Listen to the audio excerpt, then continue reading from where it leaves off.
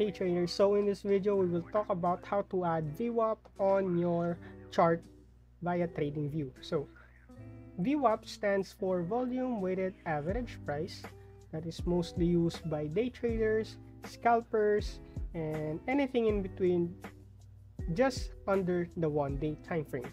So to add VWAP on your chart, let's go on indicators right around here, click on it, and on the search bar you just have to type VWAP. So it's already on my favorite, so you just have to click it. Then as you can see, it will add right around here.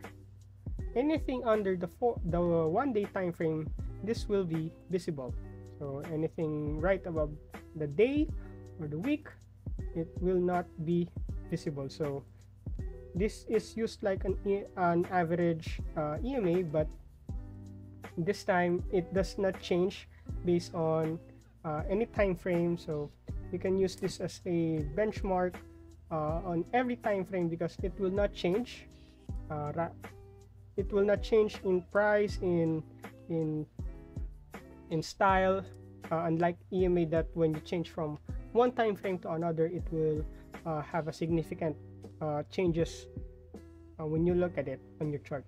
So this is how you add VWAP on your chart in TradingView, and I'll see you on the next video.